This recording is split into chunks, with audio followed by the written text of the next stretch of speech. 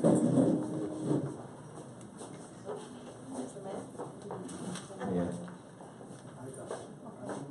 Thank you all for coming. I would like to acknowledge some council colleagues that are here. Councillor Colleen Jordan, Councillor Pat Brown, Regional Councillor Sean Collier, Councillor Joanne Dyes, Councillors Crawford and Ashby give the regrets. They are fortunate to have other full-time jobs that they have to attend to and couldn't get away. I'd also like to just acknowledge and welcome my father, Bill Parish, a former mayor, my wife Rosemary, my sister Julia, my son Joe and his wife Liz, and Madeline, who's in the middle, and Kenzie, who's right there, and Chloe, 3 of my 4 granddaughters. Abby sends her regrets. She's in daycare having lunch and a nap. She'd love to be here though.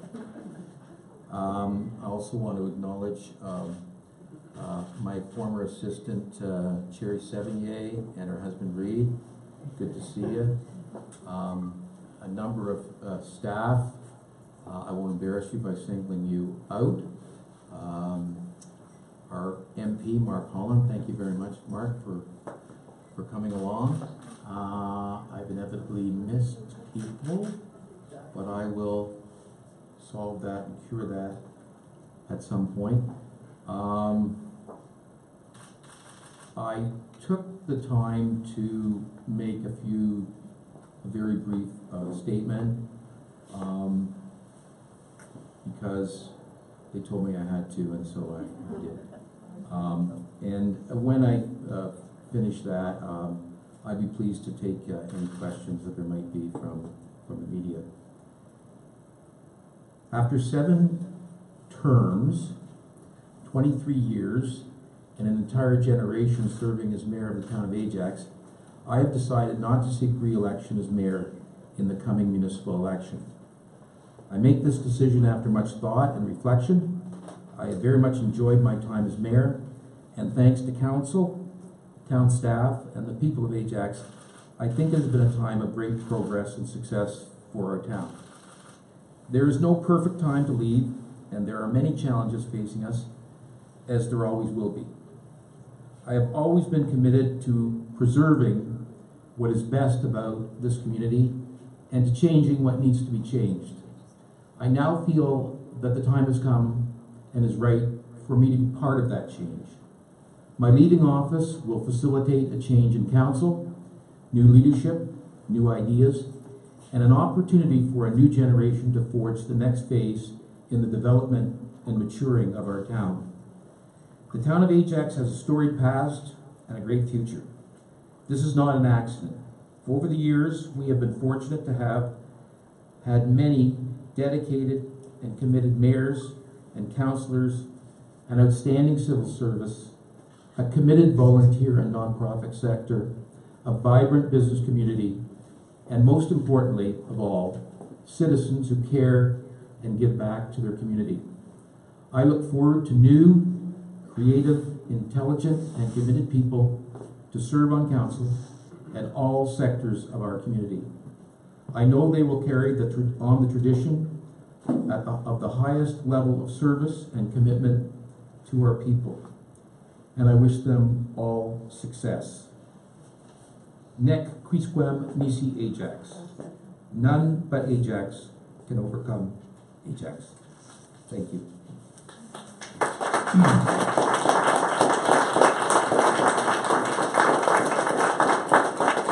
You're not clapping, Chloe.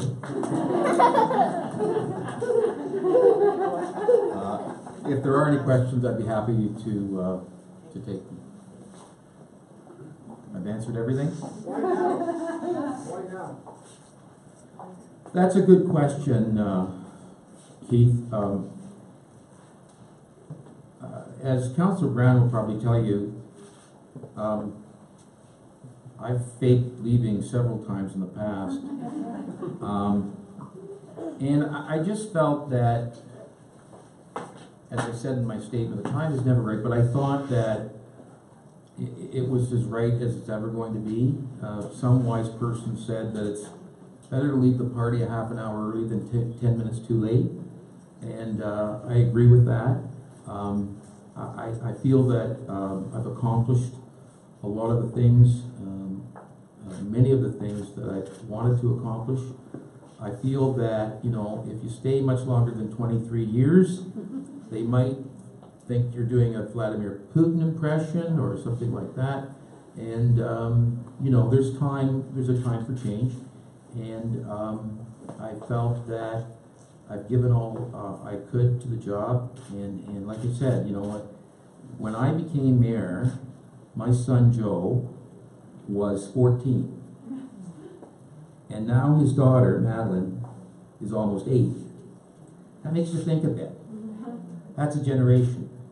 And I think it's time. And I feel good about what I'm leaving behind in terms of you know, a council that's very experienced. People on council are there and ready to step up, and new people in the community who want to get onto council. It's an opportunity for them. We have a great staff, a great civil service, a great culture in this community. And as I say, there's no perfect time. There's just better times than others, and I thought this was as good as it's going to get. What about running for regional chair, Steve? Why did you decide against that? I'm not here today to talk about the regional chair position. I'm here today to strictly speak about my intentions with respect to mayor. The nomination period opens on May 1st, and I really felt I had an obligation to my council colleagues and those who are interested in getting involved in the election and letting them know that what my intentions are, because I was aware that that was something that they needed or wanted to know before they made their decisions. I've kept the cork in that bottle for a while, and I needed to open it before May 1st. With respect to the regional chair position, I'm sure in the fullness of time people will come forward and we'll see who wants to take on that position. But I have nothing to say about that today. This is all about my intentions with respect to mayor. What are you looking forward to then as you step down and choose not to seek re-election? What does the future hold for Steve Parish? That's an excellent question. I don't know the answer. I have a lot of interests in my life. Politics is certainly one of them, but I have other interests. I'm just going to wait over the weekend for all the offers and cards and letters to pour in, and stay right by my phone and electronic devices. But seriously, I think that it's been my experience that you don't really know what the water's like until you jump off the dock, and I think that the next weeks and months is when I'm really going to give a lot of thought and attention to that. I have 4 granddaughters, so I'm not a young man. I don't consider myself an old man. I don't see myself parking myself on the front porch in a rocking chair. Retirement is something that kind of is foreign to me unless it involves a lot of things that I'm really passionate about and interested in doing. So you know, I'll just have to work through that. But you know, my criteria has always been in my life: follow your heart, follow your passion, do what you really enjoy doing. And so, as long as the next chapter fills that bill, I'm good. I'm happy. Mr. Mayor, congratulations on a long run, 7 terms. And I've got a 2-part question. The first one you've sort of dealt with, but I'm not sure. Have you closed the door on politics or not? I can't tell from your answer. And that was deliberate, and so I did that successfully. Yeah. So let's move on. Obviously, a GTA-wide story, provincial-wide story about the casino, and there's a major battle ongoing, and you're the lead player in that. So where does that leave that fight? Is that still, you've still got some time left in your term? Well, of course, my term goes legally to the end of November, and in a real sense until election day when a new mayor is elected, and then everybody knows who the de facto mayor is. And there's no question that I am going to do all of my job and all of my duties and fight all the battles I've always done right to the last day. This is not a white flag on the casino fight. There are more shoes to fall on this, and as you know, and I appreciate your coverage of this, because that's been a very important part of that. But you know, this council feels very passionate about this issue, and I, you know, as mayor, you're kind of the front person, but I can tell you that I speak for 7 people on council that are absolutely united on this issue, as they are on many issues, that the fight for this casino is still on. We feel that there's been a lot of very questionable conduct with respect to this whole thing, and we think there's more news to come out, and much more to this story. So I can tell you in 2 parts. Number 1, I will continue to fight that battle, and number 2, there's no question that this council will continue to fight that battle, and my successor will continue to fight that battle. I don't think there's any doubt about it. Just want to follow up on that. It puts you in a tough spot, but I guess that's our job to do that. Were you aware about the Premier's dinner with 2 players that are involved with the Pickering Casino prior to myself and others that brought that out? Had that come up before? Well, of course, you know, like I'm a political junkie, and I blame my father for that. He taught me to be a political junkie, and of course I was following very closely the pay for say, or the pay for access controversy that involved the federal government, involved the provincial Wynne government, and involved, it's my recollection, the Christy Clark Liberal government in BC. And of course, many of us, and myself included, were extremely repulsed by the fact that people with really, really deep pockets could get special access to key people like prime ministers and premiers. And in refreshing my memory of that event, yes, it came to my attention that on March the 2nd, 2015, I think I'm right with that date, 9 people had dinner with the Premier at a cost of $10,000 a plate. I wish I could have gone. And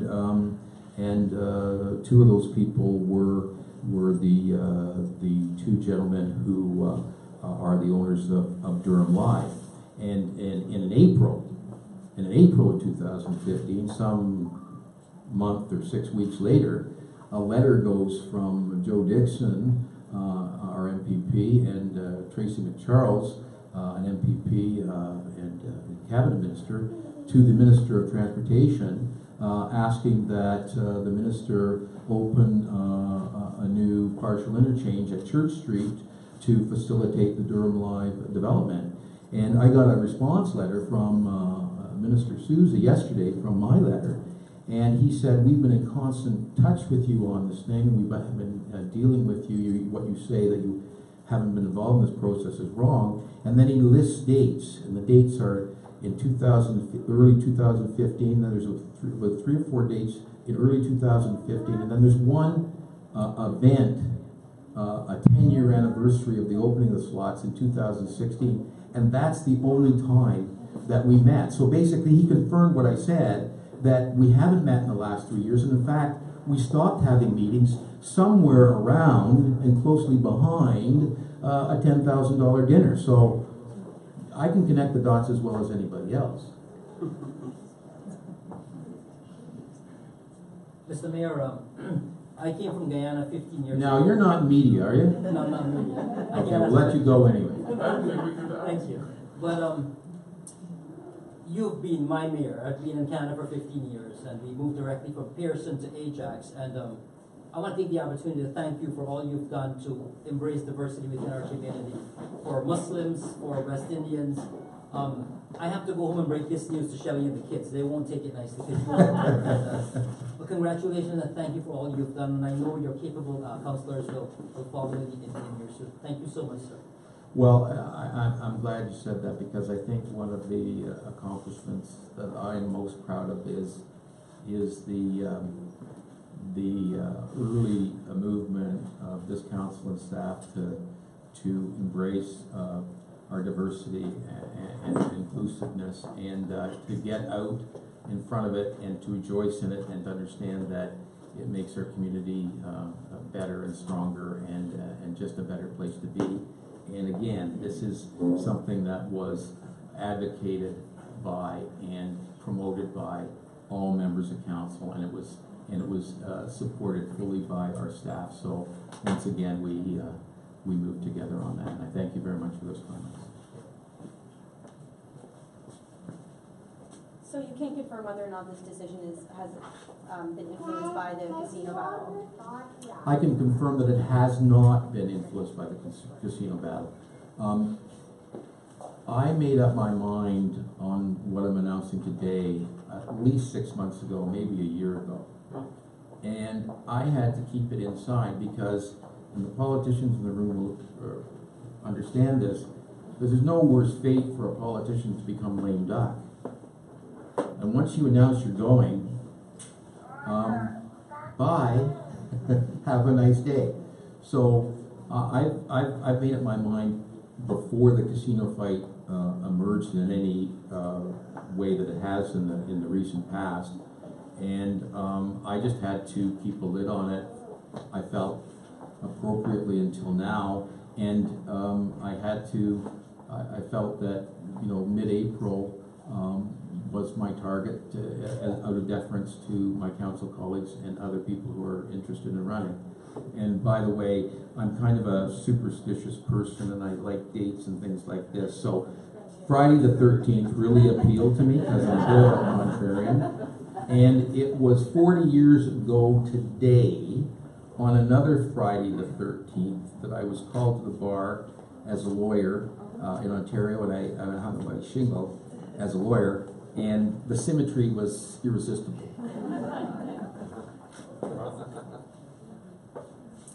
Are we good? Good. Thank you all so much for coming. Is there refreshments or something? There are. You want to take a photo? Do you want these little girls in it? Yes. I knew they'd